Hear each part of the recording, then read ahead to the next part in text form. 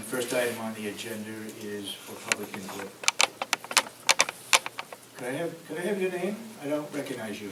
Oh, we met Commissioner Sorensen, Tom Lopizzo. Okay. We met at the county. Yep, Yes. okay, very good. And Mike Davey from Okay. And Oh, I'm Rosemary Landry. Andrew, okay, okay. I know you. You missed me, you missed me. You're here every week.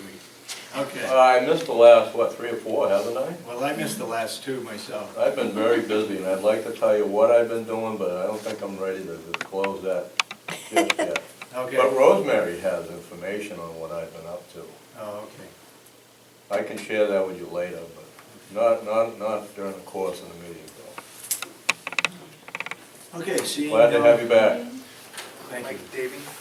I hope, Nice to meet I hope the vice chairman did an acceptable job while I was gone.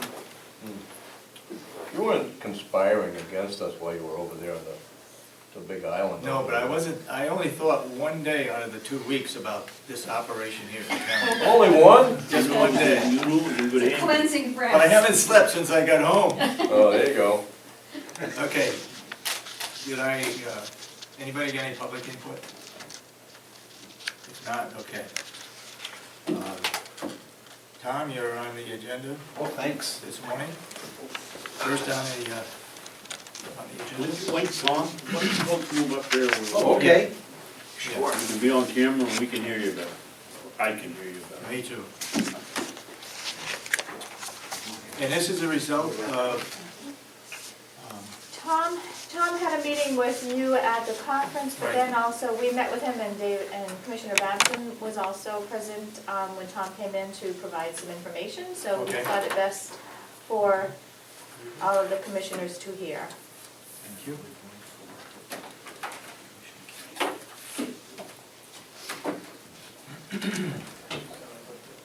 Send these up too. We need a third one, Mike? I went to. Okay. Okay, here you go. Commissioner Sorensen, Commissioner Babson, thank you for allowing us these few minutes to talk to the board. As I told you at the meeting at your exhibit, that we have had a energy review done a couple of years ago, and that this building, all the lighting was done over, upgraded, and we saved money on the use of the lights and so forth. The ballasts were changed over and so on. The report did go into other buildings, but at that time it was not cost effective to do anything with the jail, and then the new nursing home should have been all modernized and up to date on energy saving. So with that said, go ahead. Maybe you've got some other ways we can save. Well, money. that we knew about. Okay. And when we talked, oh gosh, it was almost a couple of months ago. Mhm. The idea was to just introduce energy efficient investments. We are doing a lot of work. We're new to the scene, really, in New Hampshire, with cities, towns, and school districts. And we're just now beginning to talk to the counties. And when I came up to, an EEI, we're a small energy contractor. What makes us different from a lot of folks is not only do we do the energy audits, but we do the energy improvements. If we go into a municipality or a school, and we do it using the energy audit for free, so that we can get a handle on what can be done or what is not viable in being done. Then we would, if that entity decides to move ahead, we would actually do the work. Now, does that go along with the free energy audit that we would then have to contract with you to do the work? So typically, that's where we make our profit as a company, is the reason that we do a free energy study is it's sort of a level one, just to get an idea of what the buildings are using for fuel. We sort of benchmark each building versus other similar buildings to find out how its energy performance is, and then get back to you with a report where we show the potential for savings. Mhm. And then at that point, we ask for a commitment that, you know, if we go ahead and do a more detailed study, that we would have a chance to do the work if it gets approved. I understand that fully and can accept that. However, we're in a little different situation where if it's over $5,000, we have to put it out for bid. Right, and so a lot of times what happens is, after we do an initial study, there will be, and the initial study is really to say, is there an opportunity, is it even worth your while to put out a proposal? Typically, a public entity can do an RFP and say, okay, we've sort of had this initial report that EEI did, and then put out an RFP and see what other companies may submit to go forward. And the goal of these energy contracts that we've been doing, we were recently hired by the city of Portsmouth and the city of Manchester to do these type of improvement projects, is to develop them in a tax neutral manner, where if there isn't sufficient building operating funds to pay for improvements, we develop a cost neutral project in which the energy savings pay for the improvements over time. So we recently did a study of one of the schools in Portsmouth. We came up with a $400,000 project that would pay for itself with energy efficiency upgrades over about 16 years and have no tax impact on the city of Portsmouth, because it would have we guarantee the energy savings. And so we'll say, okay, we're gonna save you X kilowatt hours, which will pay for itself with rebates and grants in, you know, let's say 10 years, and it's tax neutral to the county. And usually the financing mechanism, because obviously there's an upfront cost, is either a tax-free municipal lease or a bond. So usually there's a third party involved in these projects that would provide the upfront capital, and then we would guarantee the annual lease payments for the life of the project. The other thing I should remind you of is that we entered into a pool with the New Hampshire Association of Counties to reduce our energy costs. As far as coming from the energy source. Per purchasing. Right. Right, and so this wouldn't impact that in any way, except you might have a reduction in the amount of kilowatt hours or gallons. Okay. And it's over a multiple year period. And so one of the things that we look at, we know that part of your facilities are already on wood pellet, part are on propane, and I think is some on oil as well? No. No, it's okay, All so it's propane. Propane lives prison. Yeah, and so in general, propane, if you break fuels down, trades somewhere around $19 per million BTU, and wood pellets, depending on what you're buying, is somewhere around $12 to $14 per million BTU. So we look for opportunities to increase pellet usage throughout buildings. In New Hampshire, we have the second or third highest electric rate. So what we end up really targeting is electric savings. And although I know that some recent upgrades have been made with fluorescent lighting, what's really changed the market is LED fixtures, that they have lifespans of 20 years or longer, and they use 60% less power than fluorescents. So in this room, for example, you have 3 light bulbs in that fixture. Each of those light bulbs burns about 32 watts, and then you multiply it by a ballast factor, and you know, depending on what the ballast is, that type of fixture is burning between 88 and 70 watts. And an LED replacement is 34 watts for that, and it has a 22-year life. So looking at maintenance savings, Portsmouth has decided to replace all their lights in the buildings that we're doing with this new LED product. So even though the technology keeps getting better and better and the opportunity for savings are great, so we've even gone into relatively new buildings because the technology has improved so much, and found cost neutral projects that reduce energy costs, reduce emissions, and there's also some state monies and Public Utilities Commission's monies that go toward making those improvements. Especially in facilities that you operate, many of them are running around the clock. That payback gets pretty easy to achieve by going to these newer technologies. And so that's sort of the services that we offer. It's a tax neutral way to get to better technology, longer lasting equipment. And once the tax neutral portion is over, the payback period, then it starts to become a revenue positive for the county. I'm sorry, I interrupted you and asked the question. Oh, no, he's, Go ahead. no, he's my boss, Okay. he's the engineering guru.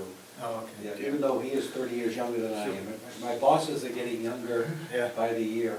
Well, he doesn't look 30 years younger. Mike, do you do things like in your energy audit, whether there's room for solar power here or wind power here? Yep. And how do you do that? So for example, many times without a, see, a lot of times solar projects have, and wind projects have a great payback when you take into account the tax benefits. So if I was to put solar panels on my house, I could get a 30% federal tax credit, and then that payback gets better.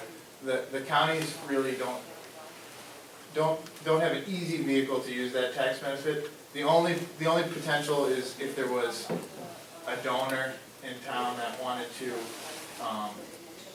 put a little bit of money toward a solar project, you could then assign that tax benefit to a donor. And so sometimes, I know that's hard to find, but that is one where somebody. Very hard to find. Yes. But then the other thing, in general, solar panels have a little bit longer payback than something like an LED. Like if we were to do an LED conversion, usually the payback is between 3 and 10 years, depending on how many hours you're operating. So the longer you're operating, the better the payback. With solar, the payback tends to be 15 years or more. And so a lot of times when there's a big desire for solar is we put a package together in a cost neutral vehicle that includes some solar with a longer payback and some LEDs with a very quick payback, and it combines to maybe a 10 to 12 year payback. And it's still tax and revenue neutral until the payback period. Would you find funds for us?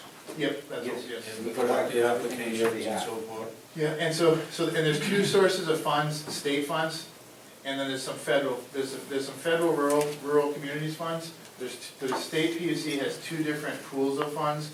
One pool is an RFP that goes out in February, where you have to ask for at least $100,000 in grant, which means you have to do a sizable solar. It's not like a small solar. These are from big fields, and then the state will pick the best, depending on the size of their revenue, 12 to 15 projects, and pay them $100,000 toward that solar field. The state has the money? Yes, it's through the. I thought they had eliminated that. No, there's a renewable fund that comes through the REGI program that puts money into this for renewable. Okay. And on behalf of one of our clients, we applied for this fund and were awarded $100,000 toward Fall Mountain Regional High School. Oh, really? To do that this year. And that's a fund that'll come out again in February. And then there's also a state PUC fund for smaller projects. So that's for $50,000 and less projects. And they pay somewhere around 35% of the installed cost. So it depends on what size system. There's also state programs for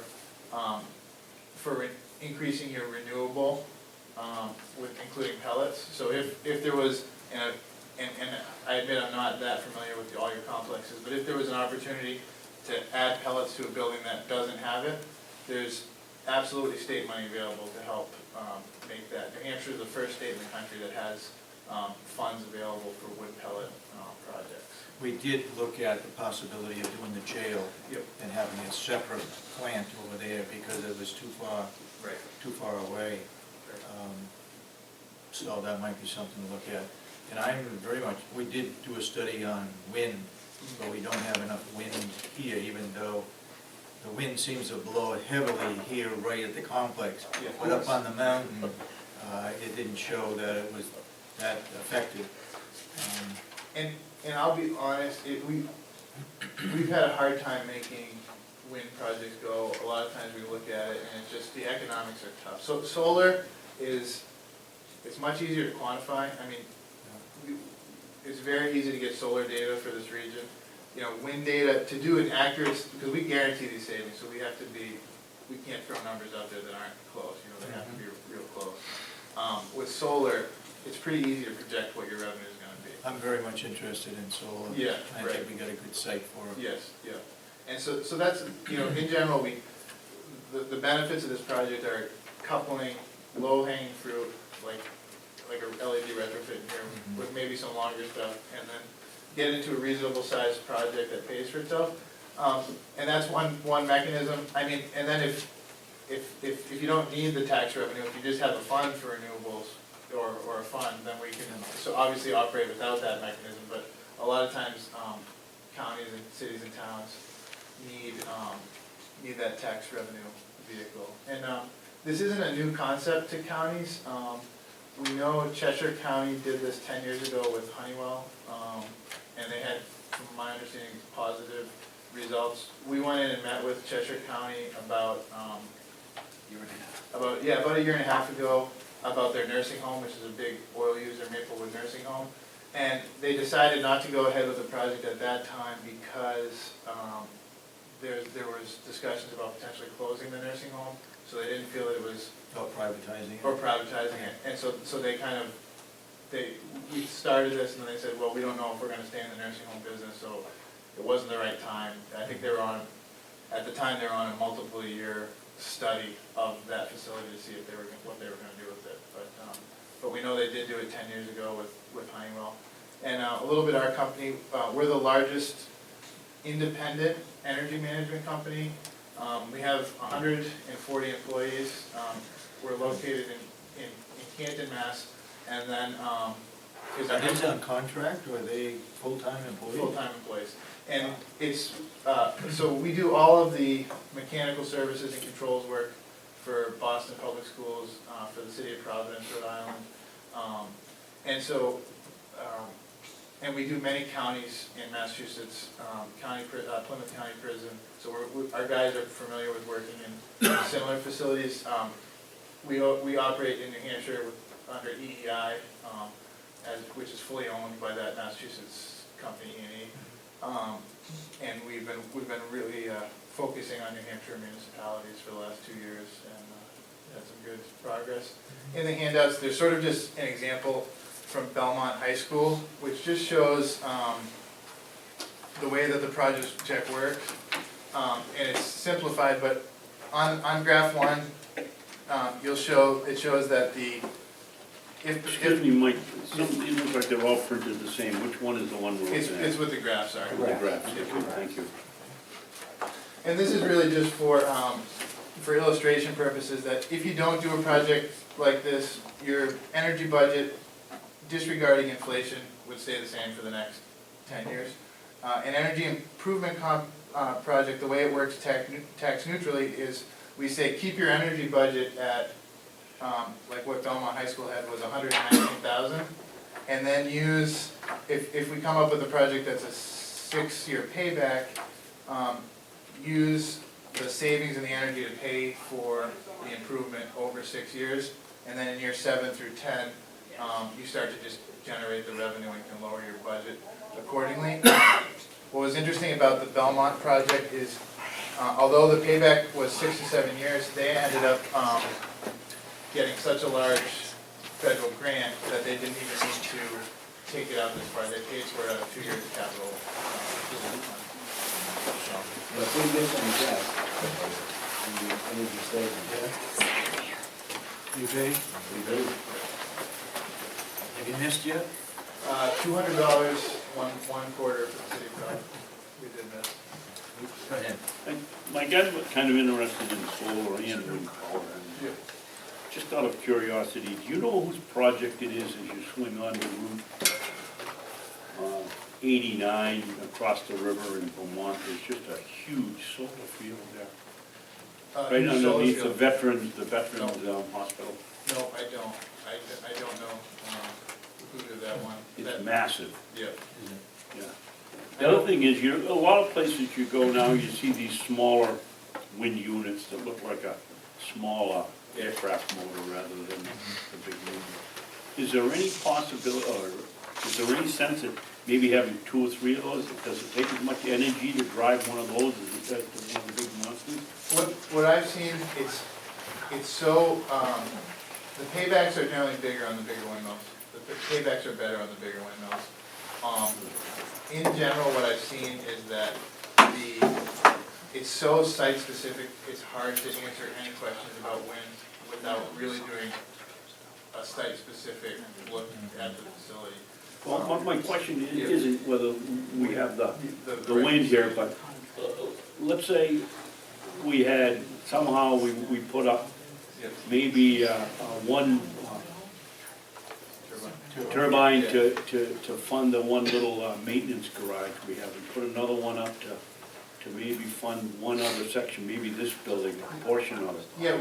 That versus 2 or 3 huge, where you get Right. a bigger or faster payback. Does Right. that work? What I've seen is the paybacks are usually long on the smaller ones, in general. They're just Overall? They're just overall. Okay. Now, that doesn't mean that there aren't sites where it's appropriate. But speaking, in general, there's a map I have of New Hampshire of the best places for wind, and it's the seacoast. And then, Yeah. for some reason, there's a little pocket out in Chesterfield, Keene, that is like super windy, but in general, or up on top of mountains. I know there's the project over in the Plymouth area. There's quite a big wind field over just south of Plymouth. And to do a field that way, it just has this huge capital investment, and it's doing something of that scale is probably beyond what we typically look at. Looking at a smaller wind is probably more the type of project that we would look at. Well, we have our water is up here on top of the mountain, Right, and we're paying electricity, obviously, to drive the pumps. right. Why wouldn't that for small, Well, as part of the study, we could definitely run the numbers on it and just say an approximate, and then if it became a real desire of the board, let's say we come up on this first pass with an estimated payback, if the board said, we absolutely want to look at this, then what we would have to do is put a monitoring station up there for at least 6 months, probably 12 months, to really. We had one up there, we had Okay. it up on a tower, we Okay. had it up in the air, and it didn't show that it was, Okay, so if we have that, if it we could wasn't get, constant. right, if we could get that data, that would be an excellent way to run the payback and sort of show it coupled or not coupled. And so, the first step from our point is, again, if there's an interest, we would go out and get back to you, I'd say by March with, we do a phase 1 preliminary reduction. And then if then the board liked that report, if it seems like there's opportunity for a project, then you guys could issue an RFP to do this, and then see how it goes from there. It's almost appropriate time to do such a thing, because we're in the budget process right now, and our budget is approved the 1st of April or the Yep. 30th of March. Right. Delegation has to approve all our money, Yep. and it's in their hands right now. Our budget is, as board has been Right. put in. So most likely, I would think that the process is probably a year long to get, and then to get if the project into next year's budget would probably be More realistic. more realistic. Okay, yeah. okay. What else? Anything else you want to add? No, that's, I think that's about it. A lot of times we look at building envelope improvements, if there's cold spots in the building, finding ways to reduce those. We look for any equipment that may be outdated, and there's energy efficient upgrades to them. Yeah, there was, when I spoke with Commissioner Babson, you had mentioned about sending the gas into, was it the kitchen at the nursing home? Oh, propane and. Propane, yes. yes. If that was, Yeah, if you have an electric you kitchen. look at that too. Yeah, electric kitchen, if you can get it to propane, there's definitely a payback there. And I I think it's all propane. It's all propane, I'm just trying to think of, And what Tom and I were talking about, is propane at the Is it the laundry? laundry or the jail, or, Yes, one of the buildings, Yeah. yes. and laundry is a place. oh, where- excuse me, I know what it was. It was,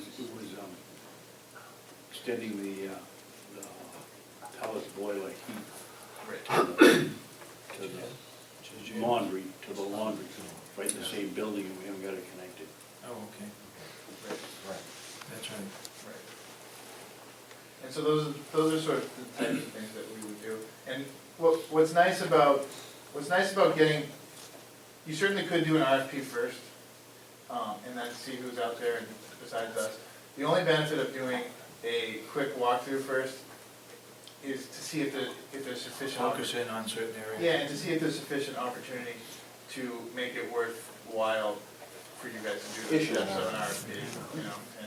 But if you wanted to go the route of do an RFP first and see who else is out there, that's fine too. And we can give you a copy of the RFP portion of the, and there's several other ones that are. Okay. So, where do we go from here, from your point of view? I guess it's just, if you'd like us to take a look at the buildings, like I said, we could get back to you in 2 to 3 months with the first pass review. And we would generally just meet with the facility manager, get an idea of what the maintenance issues are, and we also need a copy of all the utility bills per building. Then we could get back to you within, I'd say, 2 to 3 months with phase 1 sort of review. Okay. Anybody else got any comments? Yeah, there is no cost to that, that's correct. There's no cost for that.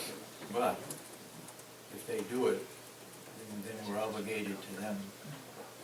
No, We're not. you know. Because you have to go for an RFP, Okay. you take that report and then you say, oh, from what EEI did, there are 2 things here that we'd like to do. Put together an RFP and go out, and we would actually end up responding and bidding on it. Okay. And there would be no bill later for the engineering suggestion you made if we have to go with No. another bidder. No, we'd just be sad. So it's guaranteed you'd come in at a lower bid, right? Well, and what typically happens is the RFP is a little more open-ended than a hard bid. It's more, a lot of times it's entering into an agreement with a company to take the level 1 audit to a more detailed phase 2 audit. And then from there, get final pricing. That's usually the step is you do a phase 1, which is just, is there an opportunity? And then go to your RFP, select the firm that you want to partner with, and then with them do a phase 2, which is a detailed audit and open book pricing, where you see you'll be able to see what any subcontractor pricing is and see what all the respondents' markups are. And then usually at the end of the phase 2, the more detailed, that's when you enter into the construction agreement.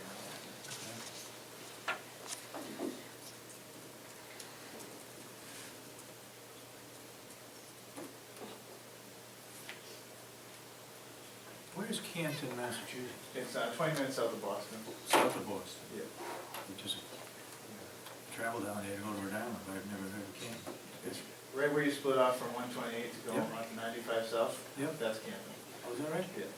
Almost next to. You don't have that big windmill, where is that? There's one in Providence, Yeah. a huge one. Okay. And we do all this work that we're proposing here, we do all that for the city of Providence for that. Is that right? So, and at So you and Buddy are pals? no, he was in prison before we started. That's a no. That's a no. And both Mike and I, we work out of Merrimack. We both live in New Hampshire, so. Well, what does the board, how does the board feel? We We want wanna to take it under pursue- advisement, Okay, we'll take it under advisement. Thank you very We'll much. let let them know. Thank you very much. Thank you very much for coming in.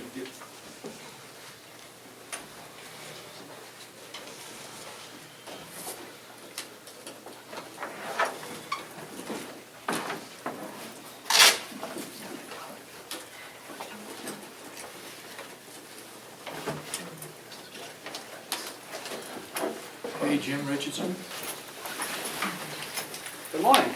Public Health Advisory Council. We actually have a couple of things to talk about this morning, Okay. if that's okay. I'm not Jim Richardson, I'm Jennifer Selfridge, I work with Jim Richardson. You do, Always was. okay.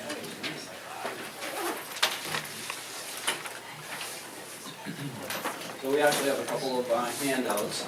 We work for the Carroll County Coalition for Public Health. And we did have a kickoff event, our Public Health Advisory Council meeting that Commissioner Babson came to. So we really appreciate you coming. So one of the things I wanted to talk about first a little bit was, we just wrapped up a real successful school flu clinic initiative for all of the county public schools. I'm gonna go see. Back in November, the first week of November. And this is just the final report that I sent to the board of directors yesterday and spoke about just a little bit.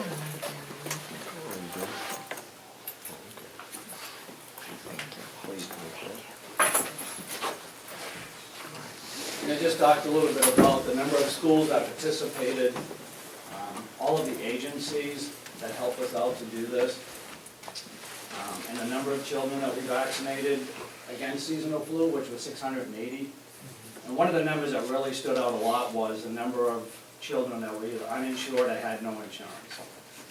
Statewide, the average, we just got the report this morning, was 39% of the 5,500 children that were vaccinated in New Hampshire during this initiative. Say that again, Jim. 39%.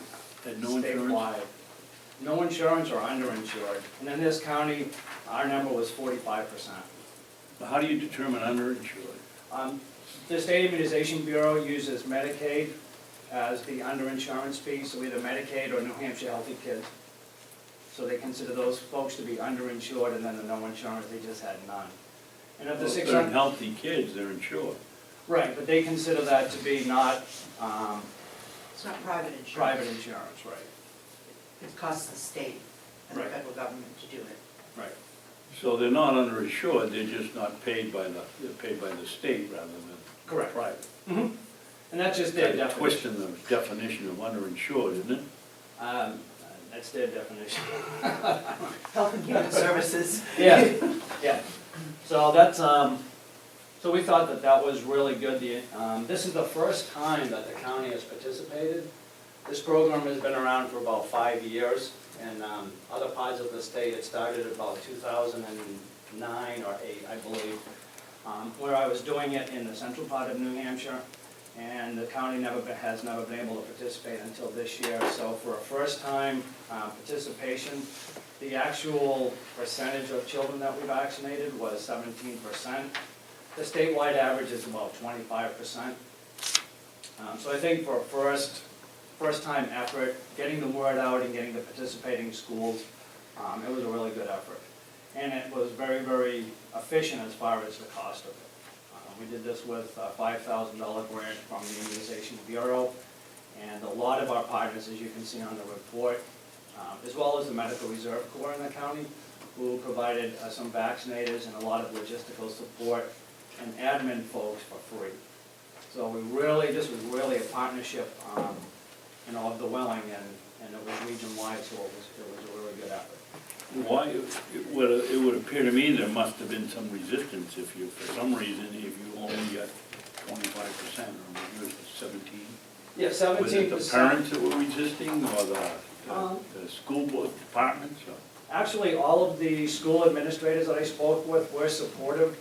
And what we do is we get their support in July, August timeframe, and then we actually go out to the schools, and there were some principals that weren't real supportive and some school nurses, and they're really the boots on the ground type people. So even though from an administrative level, the SAU said it was a good idea, if the school nurses didn't, then they didn't participate.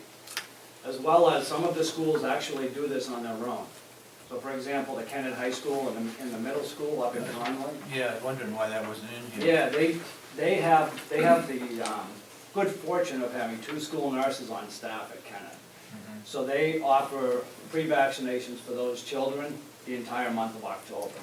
So that's why they didn't participate. A couple were school nurses who didn't believe in it, and who thought it was the responsibility of the parent, not the school district or the region.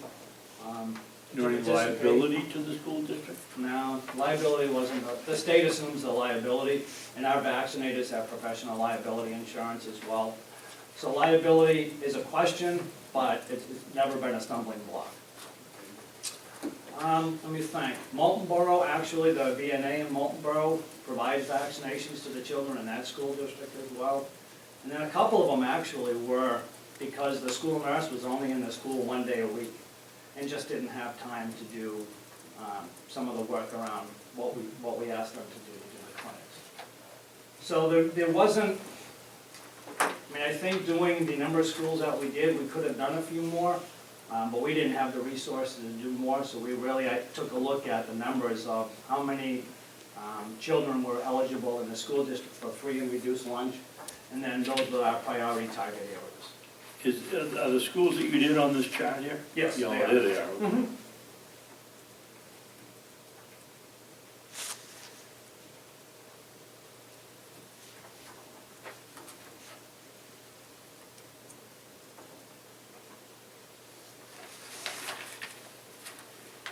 And did it cost the parents anything? No, it did not. It was no charge. And that's because the state is a universal vaccination state. They get the vaccine from the CDC. And then they started this program. They tried to do it a little differently before the public health regions got involved. They contracted with a company out of Texas to do the flu clinics. And they piloted it in 5 of the public health regions, and it didn't go well at all. For a couple of reasons. One is they tried to do everything online. And as you know, in parts of New Hampshire, there are challenges with the internet. So that didn't work well as a lot of being from New Hampshire, I'm a native, a lot of people don't like outsiders coming in and trying to do things. And when they found out these people were from Texas, they didn't know the nurses, they didn't know the vaccinators, and they had no relationships. So the numbers were really low. So after they did that for 1 year only, they said, you guys have all the relationships in your communities with, public safety, public health, healthcare facilities, and the schools. So could you try it? So we've been doing it, like I said, for about 5 years now, and this is the first year the county schools have participated. One of the things that I did is being from the fire service, I'm doing a lot of trainings and drills and exercises. I always do a participant feedback form to get the feedback from the nurses and the people that helped us out. And every school nurse said, let's do it again next year. This was great. You guys did a great job. And they really felt good because they're looking at reducing the number of absences due to influenza-like illness. And that's really the target goal is to provide vaccinations for these kids. Try to get the absenteeism rate down in the schools. So we were really happy with the participant feedback and all the data that we collected. As a child was vaccinated, did the parent come in, or was it just Some of the like the Navy, line them up and? yeah, exactly. It's like we used to do in the schools back in the 60s and the 50s when you'd get your shift. Everybody got vaccinated in the schools. So except for a couple of the kindergarten kids, the parents did not come in. The kids came, I went out, I took a look at the site, made some recommendations where we were going to do it. The school nurses picked the day and the time of day and the day of the week. And we brought in our staff of folks. They called all the kids down. They had their forms all filled out. And then we had stations set up, vaccination stations, and they just went in, got vaccinated, and went back to class. So very minimal disturbance to the schools. The principals were great. The school nurses were fantastic that I worked with, and I really think this is something that can only grow, and that will grow based on the experience I've had in the central part of New Hampshire. Our rates over there for vaccinations are a lot higher now because the parents get used to it. It's a real convenience for them. It doesn't cost anything. They don't have to bring their children to the doctors or make appointments, and we contribute to herd immunity. So it was really a great effort, I think. And kudos to all of our partners that helped out. We had both hospitals, the VNAs, the Conway Fire Department provided paramedics to do vaccinations, and our MRC unit, and our staff folks.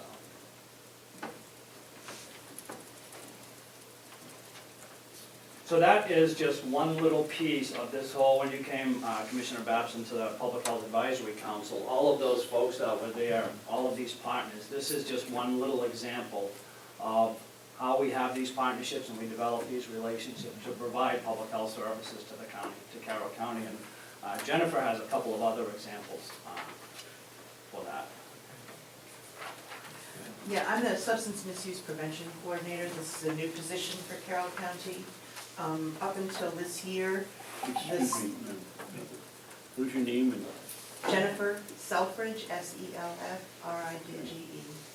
And are you paid by the state? I'm paid by Carroll County Coalition for Public Health. They have a state And contract. That's a block grant. Through a grant. They Thank you. have funding from the Bureau of Drug and Alcohol Services as well as the New Hampshire Charitable Foundation to fund this position in Carroll County. Up until this point, Carroll County was combined with Belknap County in a region called Lakes Region, Mount Washington Valley, which was enormous, difficult for one person to really do the kinds of coordination that we're hoping will take place here. I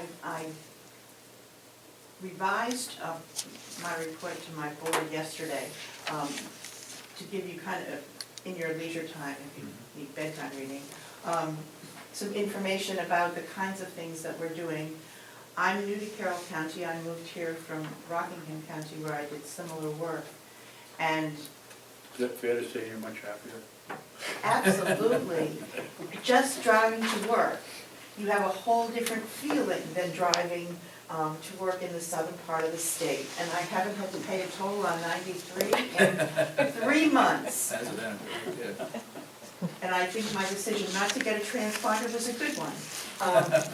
No, I'm enjoying Carroll County and I'm learning so much about what's happening here. But if you look at the handout that I gave you on the very first page, there's this spider webby looking thing.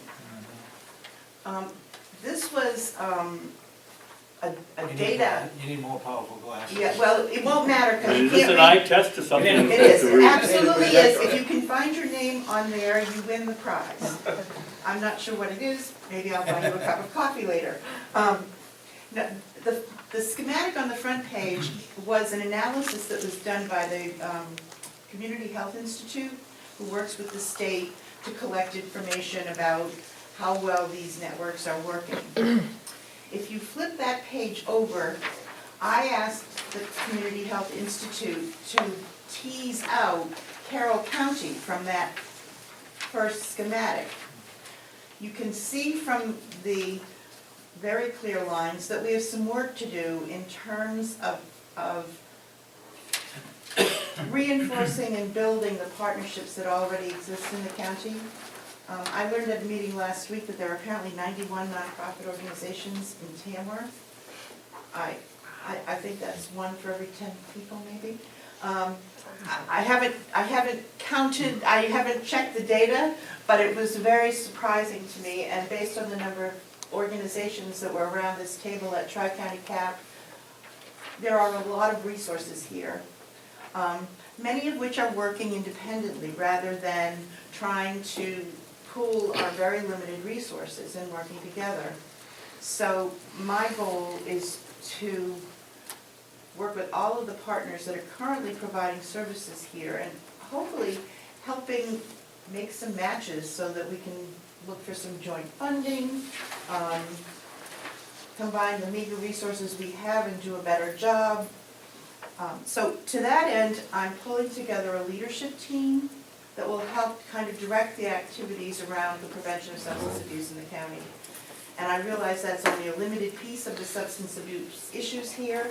I hope at some point we're going to be expanding that to look at some of the gaps in services that are available, not only in Carroll County, but throughout the state in terms of treatment. And I know Commissioner Babson, you had a conversation with Valerie Morgan at our... Very definitely. And she mentioned it to me, so you and I are going to have a conversation at some point. Well, you were gonna be, that was the next thing, when we get a chance to talk right here, I was gonna ask you, so you finish up and then we'll chat. That sounds like a good idea. I mean, one of the things, this particular contract is a prevention contract, but we can't do prevention in the state without acknowledging the fact that there are people who need intervention and treatment and support as they are recovering from substance use disorders. So, that being said, the money is for me to do some media kinds of things in the county to help make the community aware that even though that's beautiful and everyone comes here because it's so safe and lovely, we have a significant substance use problem in our state.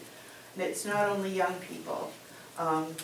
That's where the state chooses to start, but we need to look at it from a larger perspective. And my hope is that this substance misuse initiative in Carroll County goes beyond working in schools, because we all know the schools are trying their very best to address this issue. But looking at working with parents, working with the community, working with businesses, so that we're all on the same page, that it's not okay for some of our families to be suffering the way they are from substance misuse. So that being said, we have a work plan, part of which is for me to be out there. If you look at that second schematic, you'll see that my first 2.5 months here, which has been the tenure I've been here, I've been out talking to people, police departments, school people, youth centers, hospital folks, to get a sense of what's already happening here, because the intention is not to supplant anything that's going on, but to strengthen it. There are several initiatives the state is supporting. One of them is Life of an Athlete. I've brought that information to the schools. It's really up to the schools whether they want to participate, but that's up to them. It is subsidized right now, so it's a good time for them to get involved. If I could go back to our leadership team, this leadership team needs to be representative of really all the sectors of the community, the business community, education, government, law enforcement, safety, and community supports, social service agencies. I'm building that team now, and I'm not proud. I would really like it if one of you three would consider serving as part of that leadership team, because you have a much broader sense of the county than I do, and your voice would be really helpful at the table. I was on that board of directors Oh, yes, you when it were. first started, yeah. Well, if you'd like to be a part of my leadership team, I would love to have you, because I really do think that we need to be working in partnership. I think maybe another board member ought to be participating in. Your best knowledge as a Okay, no. I'll let you decide this. I don't want to get involved in who's going to draw the short straw, but I know it doesn't deal with drugs, but one of my problems with your organization is that it was set up as an emergency situation, right? In that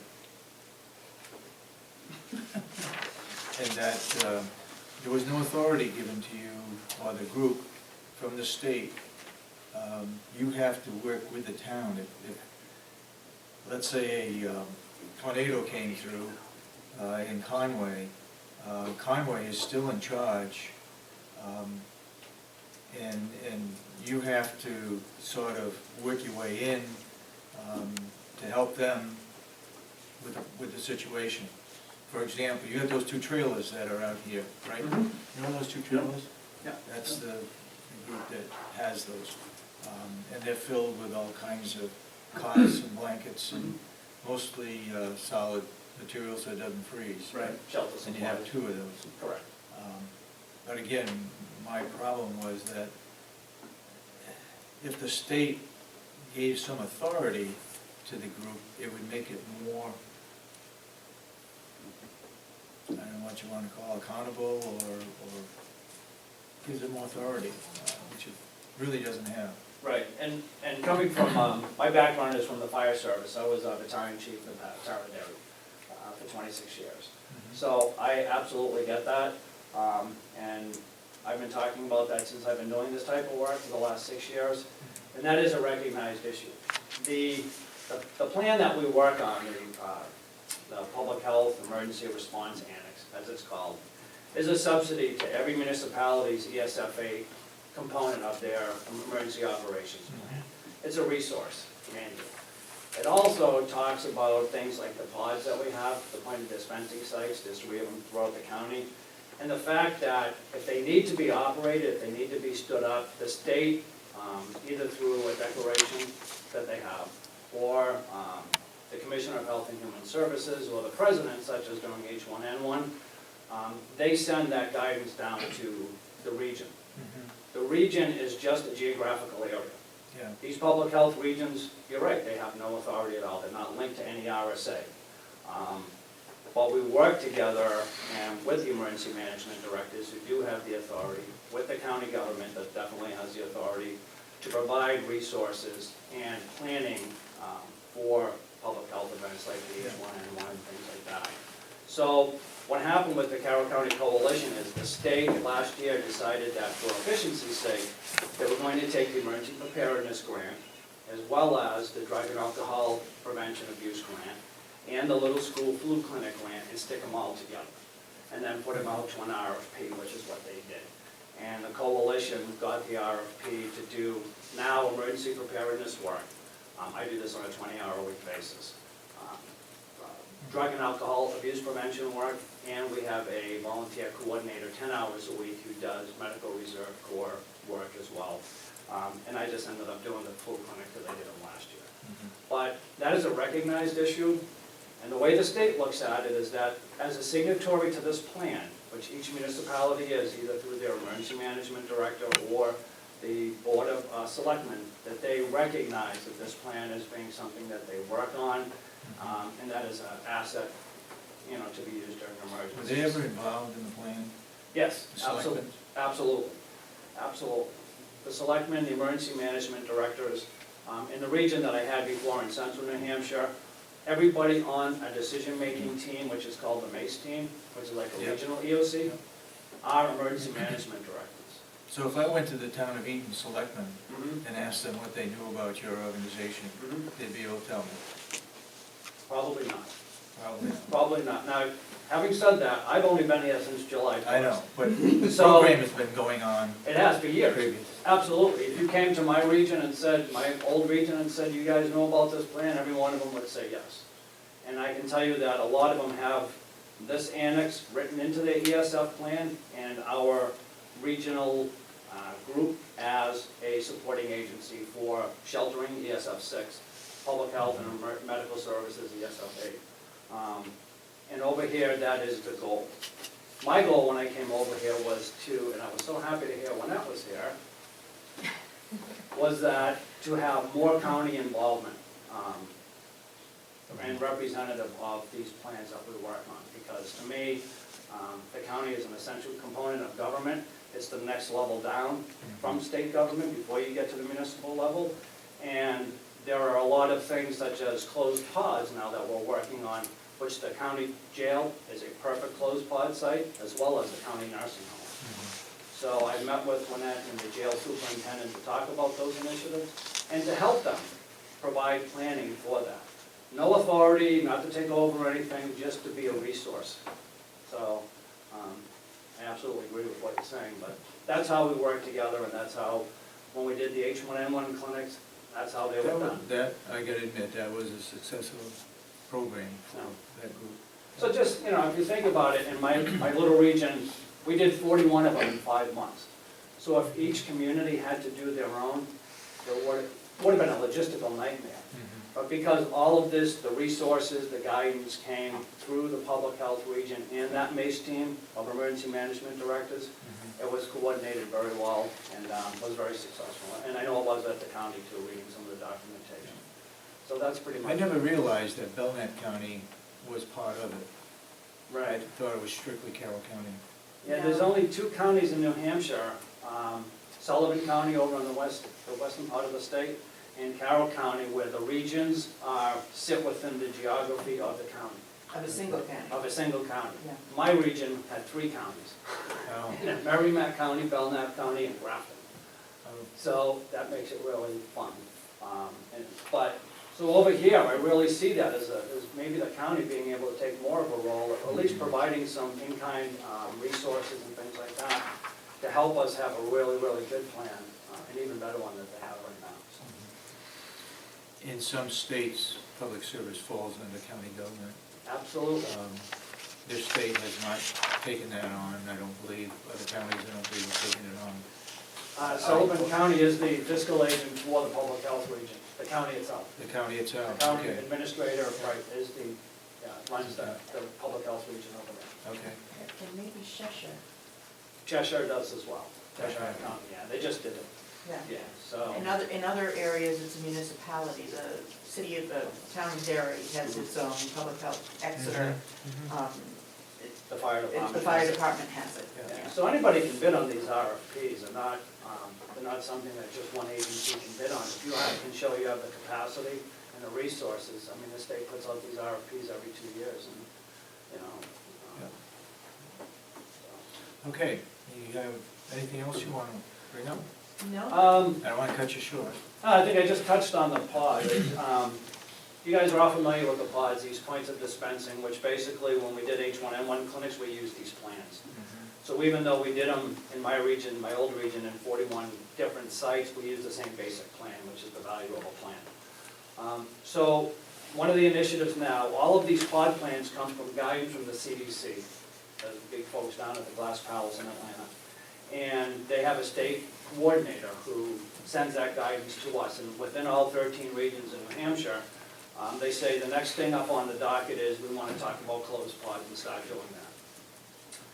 So I have a worksheet that I sent to all of the agencies in Carroll County that have medical folks on staff, which is one of the big guidance parts of a closed pod. You have to have medical people.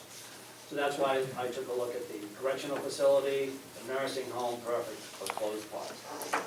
The reason for having these closed pods is when we have something like H1N1 again, which is bound to happen, and they're still looking at H7N9 over in Southeast Asia, is that when there's a need for these multiple doses of vaccines, is that these vaccines can go right to the pod sites that have been established, and we won't have to deal with them. So it takes a whole population off the table. So that's the idea of closed pods, and all it takes is, you know, getting together with maybe the administrator or a couple of folks and sit down, working up the plans, going through the templates, and then being designated as a closed Would pod. you need 2 pods here at the county complex? Each one, well, I mean, that's a good question, they're so close together. Yeah. Maybe not. If you designated a point of contact, you could probably take the total population of the nursing home, and it includes staff, by the way, too, and they get priority prophylaxis. So the staff, their family members, as well as the Correctional Institute, the inmates and things like that, and designated one central place for these vaccines to come, that's a great point, you wouldn't need to. So if this was your EOC, which would be a great EOC, by the way, then you could just have everything delivered here, and then those 2 people at those 2 facilities could disseminate the vaccines to the medical providers. But you have to have certain pieces of equipment to accept the vaccine, correct? Yeah, Like you'd have to have, refrigeration and so cold forth. chain storage, so you'd have to have refrigeration and things like that. Yep. So that's what we would work out throughout this whole planning process. That's what I do for the plans and what I've done, you know, for 32 years. So that's all identified and things like that. So it would take some in-kind time to have a couple of people that you could designate to sit down with me and then work through this plan. And then once that's done, the plan gets submitted to the state, they approve it, and then you get listed as a closed pod site. So this is just one piece of something for all of the facilities in the county. But this is just an example for here. The hospitals would be the others. The hospitals, yeah, they take care of their own folks, yeah. So that's one of the big initiatives that we've been working on. Another one that we'd really like to have some representation at is there's a low-flow oxygen functional workshop coming up in the spring. As part of our med-surg plan for the public health annex, the state wants us to now look at providing low-flow oxygen to the patients that may use the alternate care sites. And we have that, right, Howie? Low-flow oxygen at the nursing home. I've never heard it characterized as low flow. You're talking about 4 liters or less? Yeah. Yeah, we certainly do that. Yeah, that's the state designation. It's through a nasal cannula, and they use oxygen concentrators. That's what we have plenty of those. In emergency power backup on Yeah, that. see, this is perfect. This is all the things that we work on, and this is perfect. So we're gonna have an exercise, a state exercise in the spring that we'd really love to have you guys come to bring your expertise and things like that. So I'll be sending out some information to the folks here about that exercise that's coming up. And then basically, we're just, we're working on the pod plans. The CDC makes us go through an annual review, and I'm working on that. Our review date is February 25th. And they identified a couple of areas that we need to work on, and one of them I can certainly use the help of the county sheriff. It's called the Safety and Security Plan, and it's a site-specific plan. And there's 3 pod sites listed in the county. So if I could use the county sheriff or a designee, doesn't have to be the sheriff. Is Sergeant Santuccio still on your board? Yes. So he's representing the sheriff's Yes. department? Yep. Okay. Yep. So I'll be asking him to take a look at that safety and security component for me. So that's what we have going on. It was great to see you guys at the FACT kickoff. Our executive director couldn't be here today, but she will be sending out more information on that. And I'm really personally looking forward to working with the county. You guys are going to be a great partner. We really appreciate you storing our trailers down at the county farm this winter. I was in there the other day doing some inventory when it was 11 below. Yeah. But I really appreciate it. And anything you guys need from us or from me, don't hesitate to ask. I talked to the superintendent and offered to take a look at his evacuation plan and things like that. That's my background, and as part of my, quid pro quo, I would certainly welcome to help you guys. We'd probably welcome a review of the nursing home evacuation plan, Sure. if you haven't looked into that, Sure. just to get another outside person looking at it. Yeah, absolutely. Whatever we can do. Okay, That's it. Thank you for your time. I thank appreciate you it. very much. Great meeting you. Well, I'll catch you some other time. Okay, Like please do, it please do, through because I the do want to talk to substance you about it. Legitimate concern, certainly. Awesome. All right, Thank thanks you, very sir. much. Thank you. Nice meeting you all in person. Hope to see you again.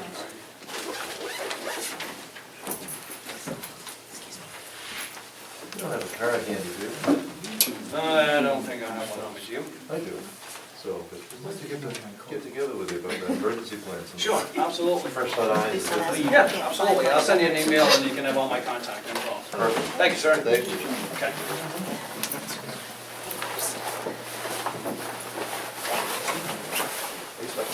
Yeah, I only tried also. Yeah. Would you be kind enough to introduce yourself? Chuck Wolford, probation parole, chief. Okay. I know I've seen you before, and I couldn't place you. Yeah. All right. How are you on? Do you have, you're not Nothing on to add the to your agenda, meeting. but do you have something that you wanted to draw our attention to? I was looking to speak with you specifically after your meeting, but I wasn't Okay. sure how long that would be. I was told that you would be the person to talk to. Okay. We'll do that. Howard? Well, good morning, Commissioners. Good morning. I'll be brief, because I actually just have some updates for you, all pretty brief. We are full. We have 102 residents, 102 residents plus one who is on medical leave of absence. That means at the hospital, but we have 102 bodies, as it were, of people in beds. Refresh my memory. We saved their bids for how long? 10 days. 10-day bed 10 hold. days, okay. They do have the option, at our discretion, to pay a bed hold if it's gonna be longer than that. And that has, near as I can tell, that's happened once in the last year, probably not more than twice in the last 3 years. There's sometimes when people wanna trial being at home, but they wanna be sure they can stay. The most recent one was because of an extended hospitalization, where the family actually paid to keep the bed, and it worked out well. The resident was able to return. Good news is that, we just got the update the other day that we continue to be a 5-star nursing home in all 4 areas. That's overall quality, health inspection, staffing, and RN staffing. So it's not just overall, but it's in all the areas. Wanted to update you too about cost savings, measures that we're going beyond looking for just savings at the purchasing end. That's important, and we're not gonna back away from that. Norma's doing an increasingly vigilant job there, but we're also looking at some of the bigger ticket items that involve physician services, laboratory services, consultant physician services, Pharmacy services, in particular, seems to be a place where there's a big opportunity to save money and to improve service. We also have added in-house optometry, and also we just recently added in-house dermatology. Now, the savings to us, there's no cost to the county for either of those. The savings to the county is when they come here, we don't have to pay bus staff members to take people out. So it saves us a great deal of money. It's more comfortable for residents. Truth is, more residents are seeing and getting better care, and there's no cost. We have room for them? Well, they actually just come for the day, and most of them prefer to go. One of the beauties of what you all did in creating Mountain View the way that you did is with private rooms. The private room it's much easier for the doc to go to the room, and they have the privacy to consult right in the room rather than setting up into the physician consulting office.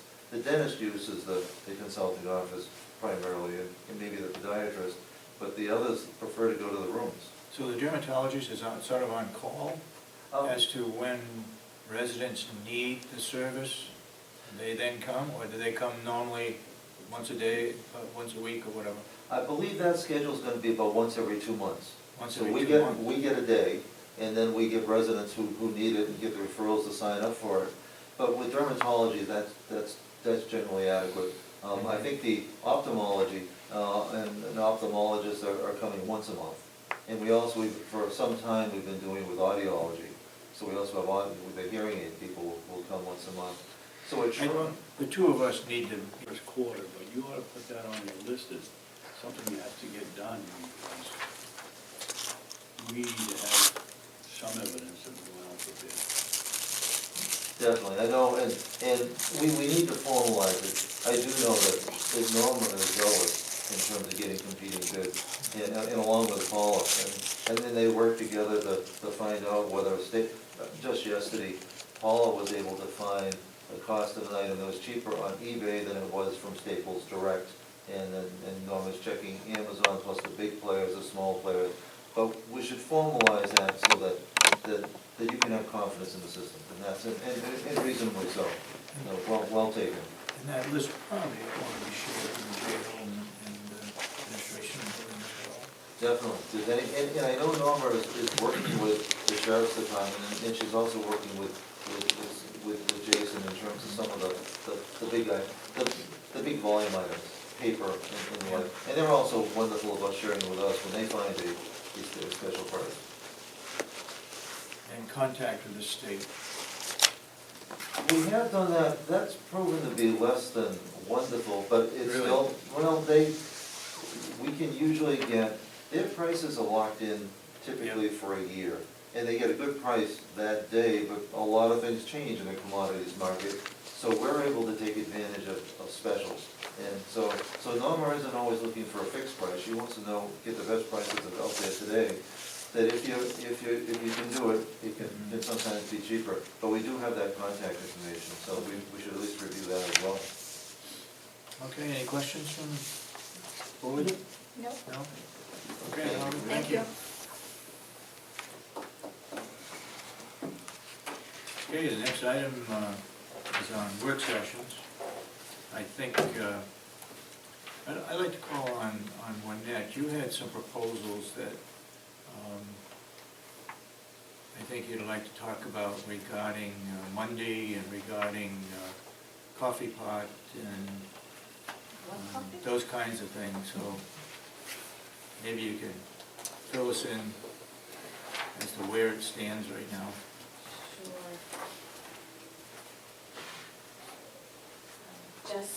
Just as an update, I had talked with Commissioner Sorensen about one of the things we saw, and the coffee pots are there, the Keurig machines are there now, is a fantastic deal from Staples on Keurig coffee makers. And our thought was, myself and my assistant, was to have those coffee pots here for delegation meetings and public meetings and charge the $1 a cup. This is twofold: to reduce the burden on Rob bringing over coffee and all of the fixings that go with it, So that reduces his cost and labor and everything, and this way, any proceeds that we make, any profits that we make on this will go towards employee recognition that we had talked about for the spring. So if we at some point make some money on this, we can put any of those profits towards that. And the other thing is Monday, we have offered out to all the departments to have an employee luncheon holiday buffet gathering, and offer them to bring a little potluck. I have purchased all of the plates and cups and silverware and table covers for this, and hopefully people will bring things and we can have a little gathering, so I open that up to the commissioners to please, if you're interested in attending, 11 to 2, we'll hopefully have some appetizers, main dishes, goodies, desserts, for any and all of the employees that want to attend. And hopefully we'll have a pretty good turnout, knowing that other departments sometimes do their Are individual we things. having that here, Right or in we have here. it at nursing home? Right in here, yeah. And when is that?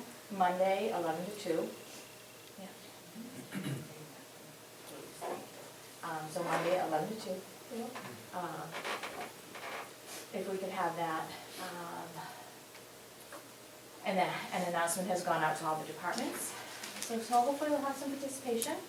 And we thought that would be a good idea to help bring the collaboration with all departments and not have them all do individual things, but to do a county complex activity. I think those are the two things for right now. Okay. Okay. Very good. Thank you. Thank you. Okay. 2 items under the work session. Check signing procedure. Yeah, that's because of me. That's because of you, okay? Because of me. Go ahead. As everybody knows, we sign probably, I don't know, 40 or 50 checks every week. It's probably not done that way in other counties, but here it's always been done that way so that we know where the money is being spent. We can question the documentation that goes with it, whether somebody had a fantastic meal, in transporting prisoners rather than going to McDonald's or wherever. So anyway, we check on where the money is spent, and that's one reason why we sign all the checks. But go ahead, Commissioner Babson. Well, thank you. As both of you know, that somehow I've ended up with the job of basically signing the checks, and it's time consuming. Short day is 2.5 hours. I go over the invoices and pull them out. And one of the things that we asked here about 2 months ago was that if you came in and you were signing the checks and you weren't going to sign a check, to put a note on it to save basically me time in trying to figure out why you weren't doing it. And it would appear, Commissioner Kenney, you don't seem to want to follow that procedure. And this week you didn't sign a check for Lynette's expenses. You didn't sign a check for the credit cards. I have no reason to know why. You know as well as I do, the credit card thing was that thick this time around. To go through each one of them. And another, you did sign a bill for this Can you travel. talk about the credit card? May I finish, please? Let him finish, and you have your And chance. when we get to the second part of this, the requirements, I'll bring up the travel one. But I certainly would appreciate it if I'm gonna be stuck with doing this well, part of the job. We're now in about the 49th week. I've signed them 41 times. Commissioner Kenney signed them 8 times, and David signed them the rest. I would appreciate if you two, if you're not gonna sign the bills, would you please make a note on it so that I don't chase my tail? It's Can part I of, it's respond part of now? our, well, let me say, it's part of our job as commissioners to look after the budget for the county, and one way of doing that is looking at those expenses, especially on the fourth quarter. And I think it's prudent that for us to do our job, we need to look at those, we need to sign them, or give a reason why. And then if there's a reason, then maybe somebody needs to follow up on it as to why it's not being signed. That's So, what I do. go ahead. Okay, Commissioner. I just want to say the previous year, there were no issues with that. We've been signing checks who is available. Sometimes we had the previous Commissioner Solomon, she said she had to leave early. There were 2 commissioners left and we were signing it. If Commissioner Sargent had to leave early, has to go to the airport, Solomon and I signed it. And it was always who's available, who from the commissioners are staying, and they were signing it. Now, most time on Wednesday after the meeting, when I want to sign the checks are not ready. They are not available. So you're counting, oh, she didn't sign so many times, she did it, the checks are not here, they are not available. Last I also came and I wait for hours on the check signing. I make a special trip to come sign the checks and I had to wait for hours, they were not done. And last Wednesday, I waited another 3-4 hours before the checks were done. You said you're coming the next day, but I have also other things planned, so I wait just for 3-4 hours.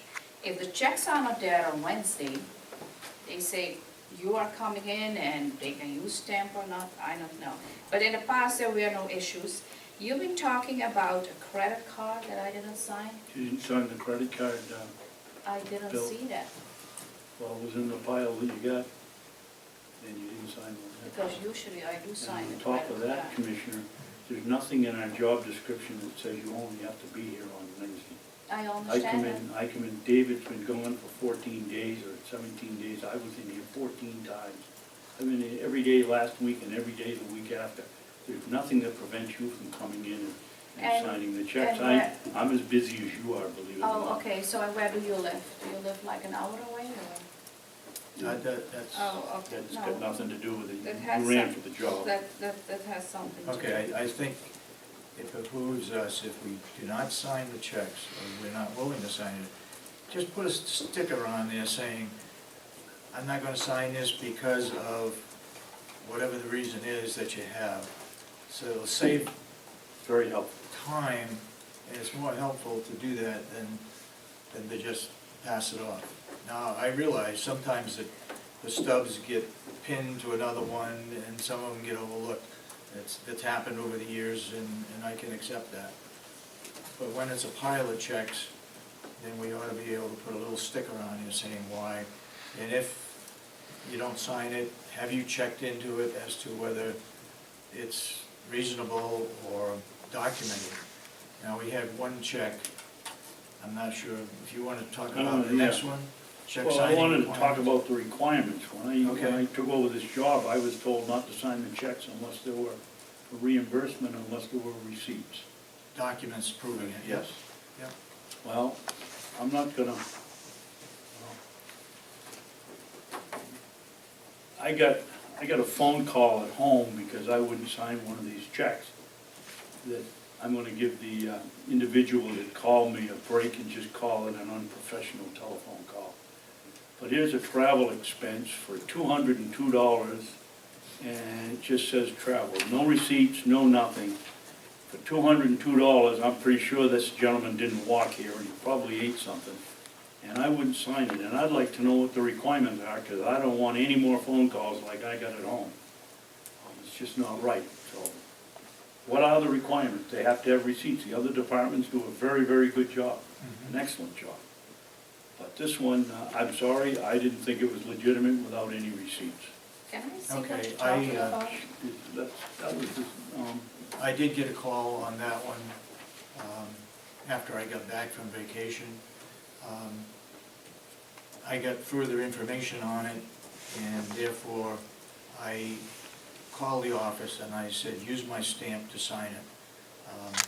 But that being said, initially there was no documentation, and it's been required that before we sign any checks, that there is documentation there saying what it is to be used for. And that will continue. And if there's no documentation, then we don't sign the check. I think it's simple. I don't believe the IRS has given the IRS rules give any special exemption to Little Carroll County. You have to get reimbursed, you have to have receipts, and we didn't have any. Well, when the auditor looks at our books, he's looking to find out whether the documents are there or not, so. But it's sad for what it was here. And here, it's sad here for what it was. Okay? What'd you say, Commissioner? I said, if you read it, it's sad for what it was, exactly. Exactly, but it says travel. You think they walked here, or flew here, or took a train, or a bus? It's supposed to be something attached in order to get reimbursed. I think it comes from the county attorney, it looks very clear that it is there, and what she's asking for. Okay, Okay, so from now on, no checks are signed unless there's clear documentation or follow up on it and find out why. In some cases, it may be something that has to go out right away, and it tells us that we probably ought to follow up on it right away if it's possible. Okay? Anything else to be brought Yes. up on the work session? yes. Mr. Chairman, when you, the last meeting you were here, Commissioner Kenney, I almost say belittled our human resource generalist, stated that she wasn't, I didn't have, object to that.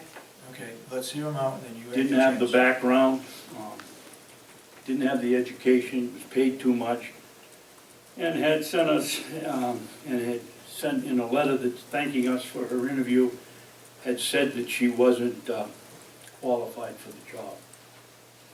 Last week, I came in here with a copy of the letter, and Commissioner Kenney insisted that she got a card, so I have a statement here from Mrs. Newland, and I'd like to read it. It has come to my attention that there is some question about my communications following the interview process held in the past spring. For the purpose of clarifying the record, I would like to publicly state the following. After successful first interview with the hiring panel and assembled by the Board of Commissioners, I wrote a post-interview letter to thank the members of the panel for their time. I made 8 copies of the same letter. 1 copy was placed on each of the 3 commissioners' desks, and 1 copy was delivered to each of the remaining seated members of the interview panel. All members of the panel received a copy of the exact same letter. There was no additional card, note, text, email, or telephone communication provided to Mrs. Kenney or any other member of the panel. My Human Resource Management certification hangs on the wall in my office. At no time, either during the interview or my post-interview letter or during the subsequent interview, did I or would I have stated that I am unqualified for the position for which I was interviewed. Now, since we put that fairy tale to bed, Commissioner Kenney, let's go back to the original question, the letter. Where does it say in the letter that she's unqualified? Commissioner I think you Babson. owe her an apology, actually. No, Commissioner Babson, you were not here. This is the second time that you came for the interview. I was here for both interviews. No, you were not here last year. We had Solomon here. She came also and she wrote us a card. And she said, She's talking about when you're she talking interviewed about, for the you're talking HR. about something else. And what I want to bring up, this Commissioner Sorensen made that statement in public, it is on video, when somebody in the public asks, is the journalist going to be the HR director? He publicly saying she is not qualified and she doesn't have the training. It's on video, so I just repeated what he said. And Janice Sullivan looked into, she did some research, how much a journalist, her assistant can make, and she came up with $36,000. We got a card when she came for the first time, Solomon was here, and she wrote it in the card that she doesn't have the background. You have the resume, you see her employment history. Can you just find out where she worked as a journalist or in human resources? Maybe you should find out if she ever did it. Look at her resume.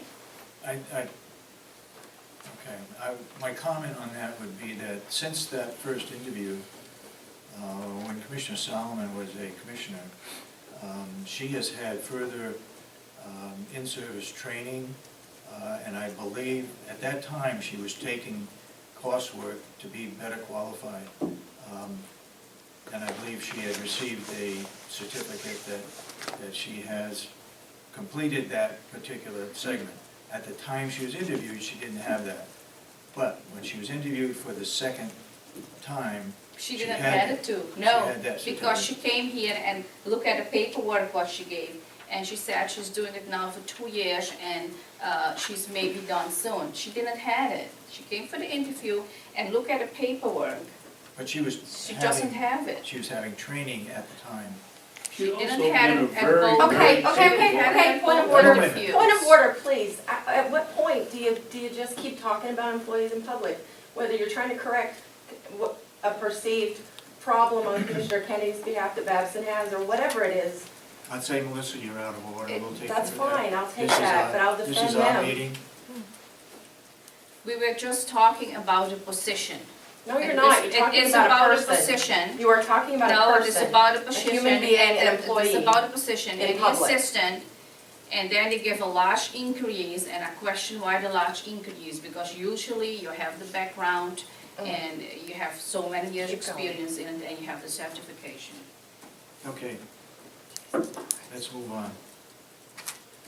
We need to go into non-public for the next four. David, 1, 2, 3, 4. You got another one? Yeah, spyglass. We're Okay. kicking that around for a while. Okay. You felt we were left with the idea that they were going to,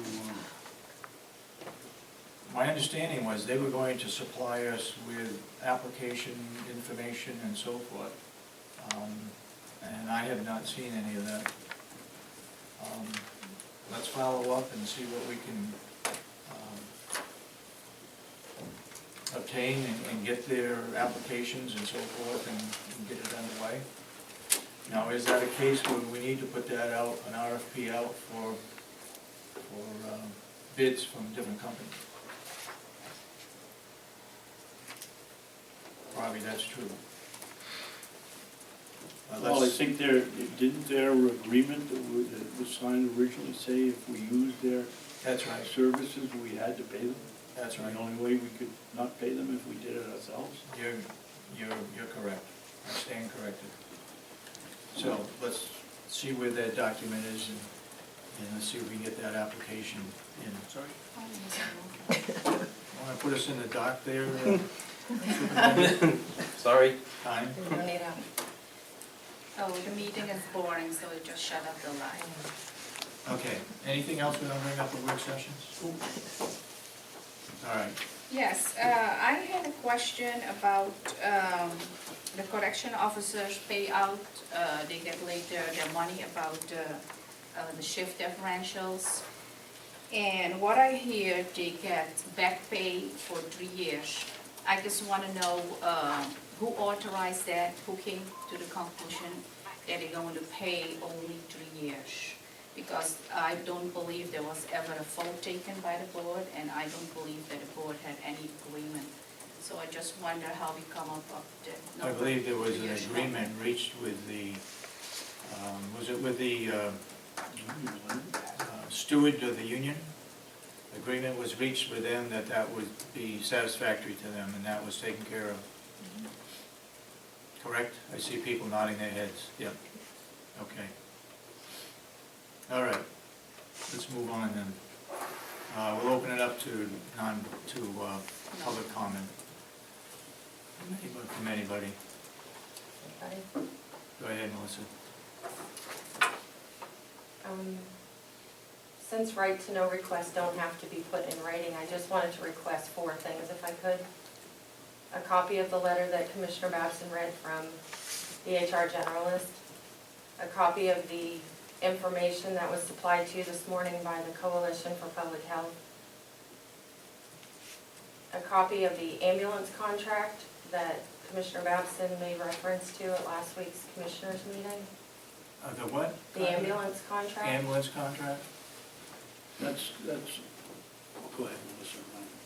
And a copy of that bill that you referenced regarding the $202 travel expense that didn't have any backup documentation. Go ahead. Oh, you don't need a 91A for any of them. No. I'm just, More that's, than glad to give them to you. okay. Yeah. The ambulance contract, Commissioner, I It's gave here. it to you last week, we've got to do something with it. Yeah, and I think you asked staff to send me an email, what I received, and I told her it was just on my desk, Right. because you were the one that said you didn't want to take any action because you were waiting for Commissioner Sorensen. Right, I gave it to you to read, and I didn't know where it went to, so thank you. And this is in regards to the ambulance contract For the because jail. the town of Ossipee did not come to an agreement with the one that was located here, and therefore that ambulance business went out of business. Well, that's So close, this is a new that's one? close enough. Close Ossipee enough? isn't dealing with them They anymore. fired Okay, them. And, that's what I was, and so they pulled out, left us without any, and so we, Jason, Superintendent Johnson went to Care Plus and gave me the contract, and I talked to him too because it was substantially higher, we got it lower. And we need to sign it because their corporate policy is to charge the going rate until they get the contract, and the going rate for our first time around was $1,500 versus the $243 that it would be. So they will refund us the money, but we should definitely sign it so we don't have to go through the hassle again. and it's more, it costs more than what the previous one was. Just correct? slightly, yeah.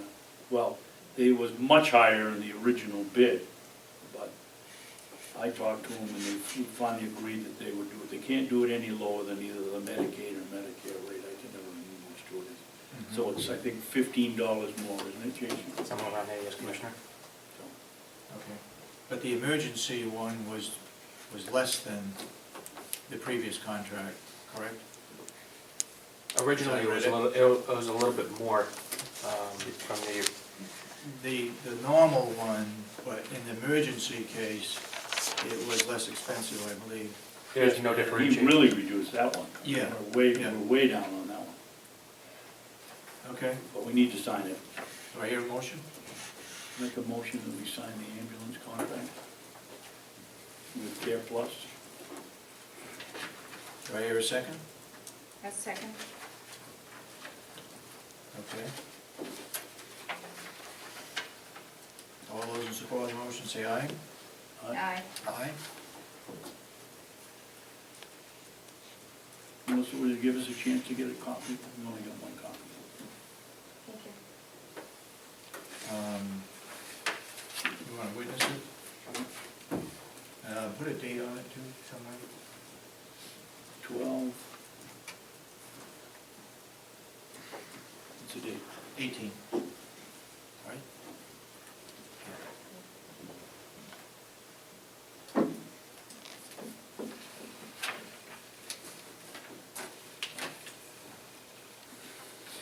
Okay, anything else that we need to take action on? Public input, you still got. Yes, I know. Seems there's something else. Yes, I just have a question. There is a lawsuit in, about a county across the street, I believe. And we have an attorney, and the attorney only called me one time, and I had to sign something. Never had any other conversations. I wonder if there is a timeline, or if the attorney already replied, a response from the county, because I didn't have any input in it. And I don't know if I agree, if he has replied or not. And I don't know why I get left out. I mean, I represent the county, this is a lawsuit against the county. And But you were- I just hear You nothing. were contacted, right?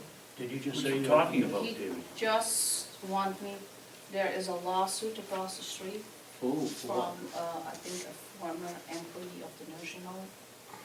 And I don't know if there is a timeline, this has been going on for months.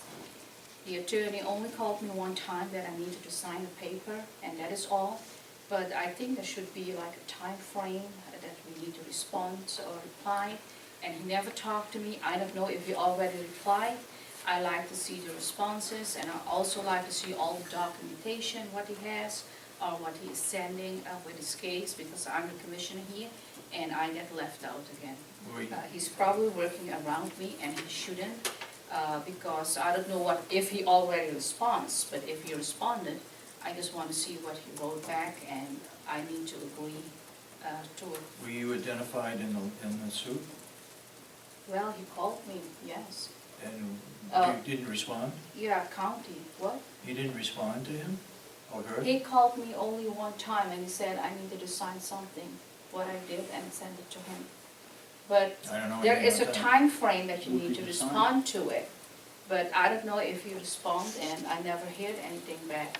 And if he responds, I just want to know what the response is. I think you ought to follow up with him or her, whoever it was that called you. Because, I mean, we are the county, I mean, your name, and I know you have an own attorney, but I mean, Commissioner Babson and I, we have probably the same attorney.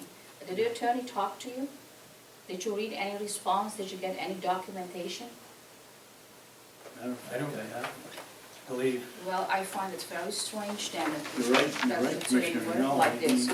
I missed him here, and I signed some papers, and I never heard from him again. Or I signed 8 papers, and I didn't hear from him So again. you signed a paper also? No, I didn't hear from him. Well, I will give him a call today and see what's going on. If Okay. he already replied, I'd like to see the response. Have you gotten a bill for any services? Now it's time for public input. Go There it ahead. is. There it is. Have you gotten a bill about this matter that you're talking? Is there work being done and you're being left out of the loop, or is just nothing being done? If it's the one that I think she may be talking about, it's up to Primex. Oh, Primex has it. Is that correct? You get a call? Yes, it is. I didn't get a call from finance. I just got a call from an attorney. I got a That call from represents we got a Primex. call from the attorney that was No, assigned to us. that by doesn't Primex. represent Primex, that represent the county. Anyway, Am I wrong that you guys made a decision to no longer use signature stamps? I, before I went on vacation, said not to use my signature stamp on any of the bills while I was away, Okay. which left it up to the 2 other commissioners to do the signing. Go ahead. No, we did not make that. To answer your question, no, we I didn't. misinterpreted. I did it Because something can come up, like every once in a while, I'll sign the checks, and they stick together, believe it or not, so she'll call up and say, hey, you didn't sign this one, why? And I said, thought I did. So I said, what is it? And she'll say, well, I said, okay, take my signature and stamp it. Okay, but Commissioner Kenney, have you replaced your signature stamp, or do you still wish not to have I one? don't want to have any signature stamp, and I don't know how they know that my signature stamp wasn't there. It was an issue something about last year. You have to go to my desk or in my drawer to see if it is there or not. And I came 3 to 4 times. I just drive to the county and I sign it. And I like to sign the letters on Wednesday if they have it ready, because sometimes when I left, I get notified, can you come sign it, or the next day, you know, if they have it ready on Wednesday, that would be great. Or give me enough time so I can plan to come. County did pay for your stamp, correct? You did have a stamp. I believe so. When I was just elected, they say you need to have a stamp, and I believe they had a stamp, but there were some issues going on, and because I said, I just don't want to leave it just here on the desk and somebody use it unauthorized, or somebody use it for checks or whatever and steal money. I was not comfortable with that. And you and Commissioner Solomon told me it needs to be destroyed. That is what you both told me. You say you need to leave it for the staff, and if you don't leave it for the staff, it needs to be destroyed. So that issue was already last year. It was well known, I don't have a stamp. And I didn't mean to rehash that whole issue. I guess it's really her preference whether she chooses to use one or not. Correct. But I have a question about check signing procedure. In towns that I follow, typically the the boards, the elected boards approve at their weekly meetings a manifest which contains all of the bills they're paying that week. And they have a vote and they sign and they agree. If there's any questions, those get marked publicly as a board. And then there's further review. And I was just wondering, The problem may come up that the checks, some of them can be made out ahead of time if we get the bills. But because we meet on Wednesdays, the payroll is scheduled for Friday. But other items on there, so we wouldn't get a manifest as such, but we sign the original checks. I just wonder if that might, you're all already here, and granted, it's not just a Wednesday job for some of you, but that's, technically it is just a Wednesday job if that's what you want to do. So I'm just wondering why they couldn't be available during a public meeting for you to go through and have these discussions, and maybe at the end of your meeting, if people choose not to stay for that portion, then so be it. But at least you're all on the same page, and you don't have to worry about who's leaving a note, or who's traveling, or who does the most work. Go ahead, Commissioner. In reality, Melissa, we require apparently two signatures, plus the treasurer has to be a live signature. It's a time-consuming to do the job properly. I don't know whether I do it or not, but from what they say around You do a here, good job. I'm the first one that's really looked at them. It's just, the public wouldn't sit here. I go to the Ossipee meeting and they zip through them in no time flat. I literally take 2.5, 3 hours a week, some days more. I'll come out with, well, I think in this week, Commissioner Kenney had 2 that she didn't sign. I had 8 that I didn't sign. And I call up the individual and I try to find out why or what the charge is. And I don't believe there's anybody that would want to sit here for 2.5 or 3 hours while we go through them. So I think the system works well the way it is, provided somebody takes a close look at them. We all can read, we all can do what's on them. And that would be the public's option, just as it is every meeting, whether or not they would choose to sit through it, but at least, it was just a question and a suggestion about how other people do it. Last week, there was a mention about a set, I believe Commissioner Kenney mentioned that there's a set of non-public meeting minutes from March 27th that were not sealed, and you had suggested they be released. But that decision was withheld until Commissioner Sorensen returned? Yes. What is the status of those minutes? We haven't had the non-public meeting to take a look at them yet. Would they not just automatically be public after 72 hours if they weren't sealed? I believe so. So I don't know if they were approved. They haven't been approved. I don't think that matters either. They were approved, but. They were approved? Yeah. If they weren't sealed, I think. I brought it a while ago for you to look at it, and I said it needs to be released, but you said you didn't want to release it, and I said it was also not sealed, and you just wrote the pen sealed on it. Could you add the March 27th non-public meeting minutes to my list? March 27th. So that would be 5 items then. And We last, can get rid of some of those items real quick. I Here are appreciate these. that. Here are these. These are these. And my last item is, Save the paperwork for somebody to have to do it. on Monday, and I have 3 questions following the statement. On Monday, I attended I didn't attend because I was doing some other work, but I came at the tail end of the delegation meeting. Once everyone had dispersed from this room, I then went downstairs, came back up because I had a question, and ended up camping out in the hallway outside the HR's office with the closed door, while 2 commissioners were meeting with the HR director. My first question is, was that meeting posted? My second question is, are there minutes available from that, what I perceive to be an illegal meeting? And third, was Commissioner Kenney aware that 2 of her fellow commissioners were going to be having a meeting that afternoon? Okay, I'll try to answer that the best I can. That was a social type thing, which we discussed earlier today regarding the coffee pot and regarding the party on Monday. And I talked about my Your vacation. travel to Switzerland.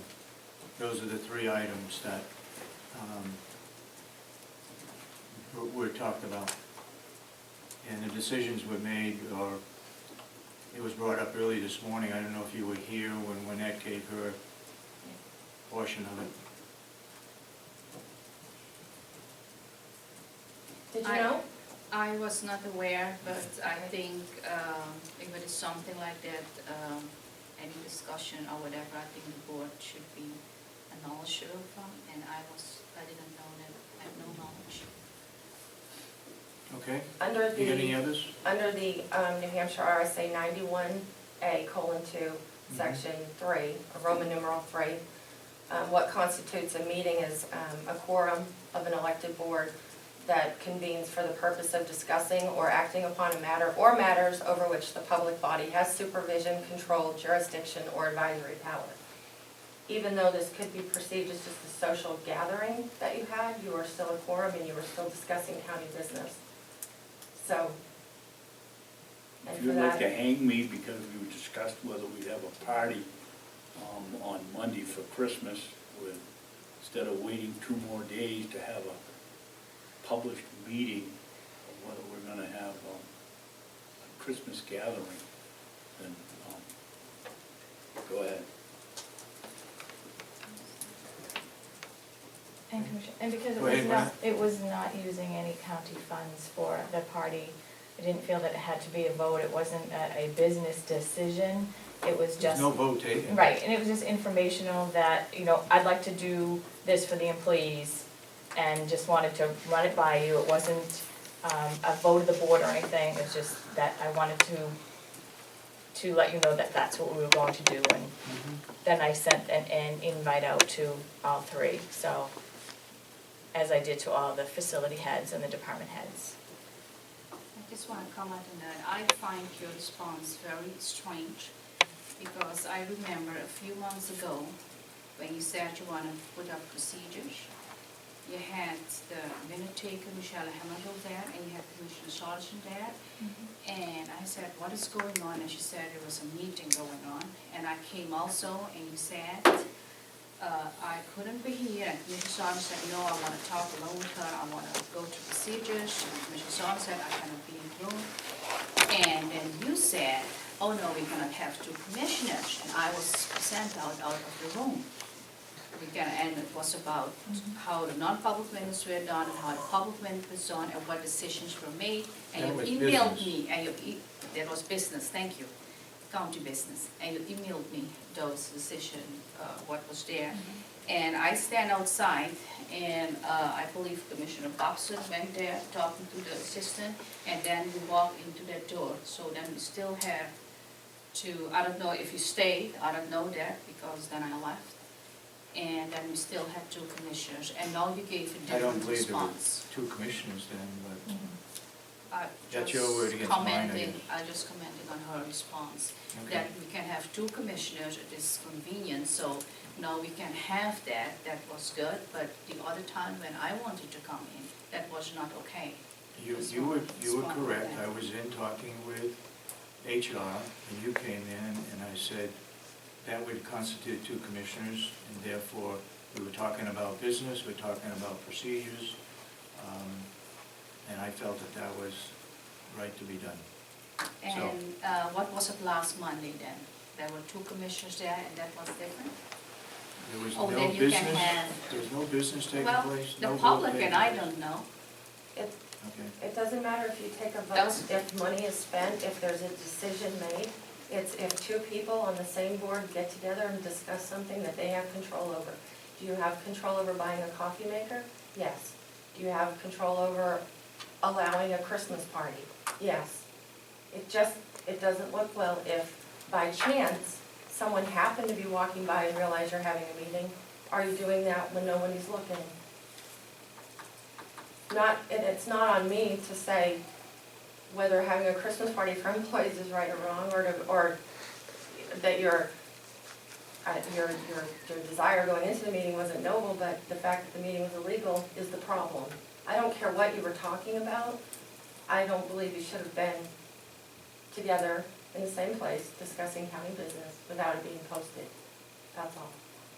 I guess we didn't consider it county business.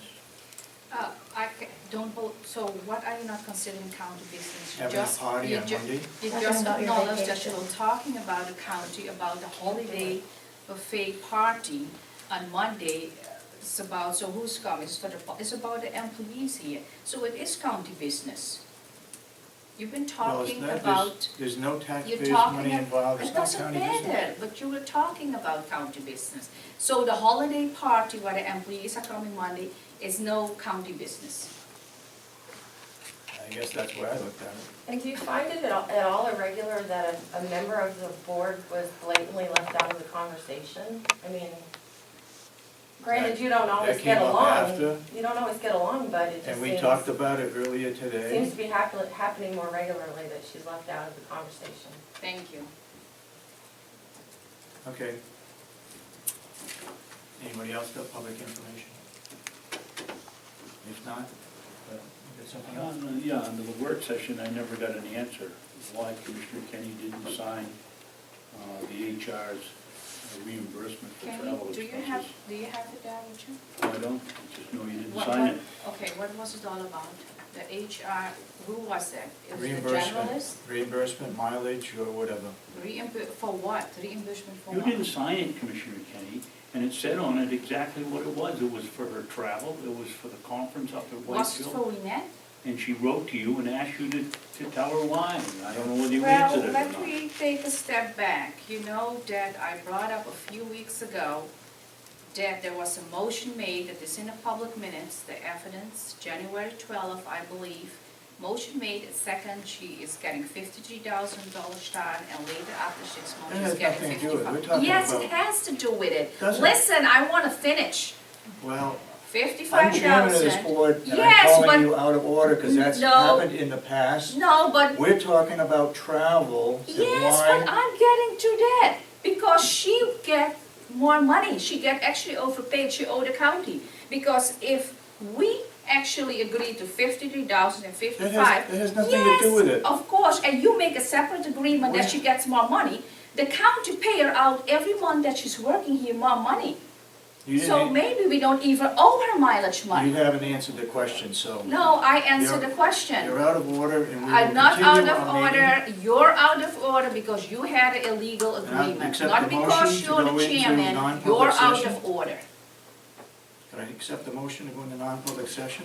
I'll make a Is the Under motion. public RSA comment done? 91A3, paragraph 2, C and E.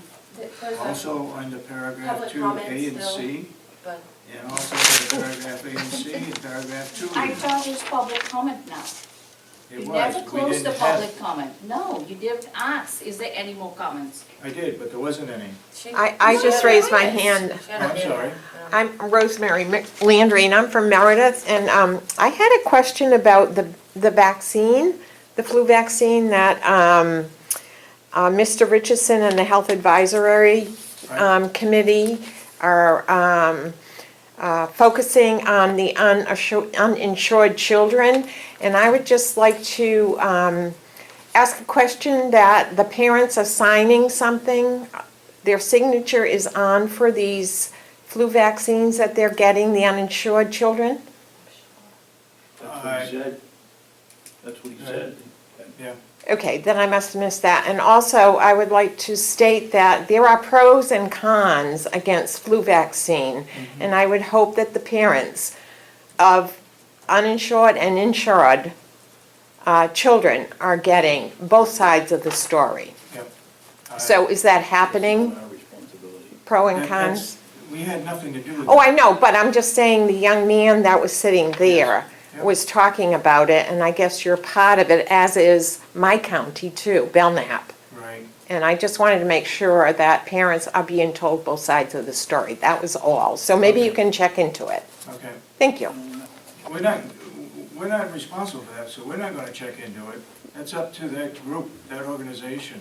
No, I realize that, but they came to talk to you about it, so I just thought you could ask them that. That's all I wanted. Okay. Thanks. All right, thank you. All right, now I accept the motion, I'll make a motion, we go into non-public session. and everybody has on the agenda 1, 2, I need a 3, 4 sheet. items. What's that? Michelle, do you have a Do I hear a second? We gave you a huge bunch of them last time. I know, and it's sitting there, and all of them was sitting in the pile on my desk. I'll second the motion. Do we have a roll call, we're going to non-public for those 4 items? Get caught up in. The answer is no, I don't have any more left. Roll Take a call, recess please. now. Commissioner Kennedy? Okay, we'll Yes. recess for For what? 5 minutes? Hang on. Oh, Are you, yes or no, Commissioner Sorensen? Yes. Yes or no on the motion? Yes. Yes, okay.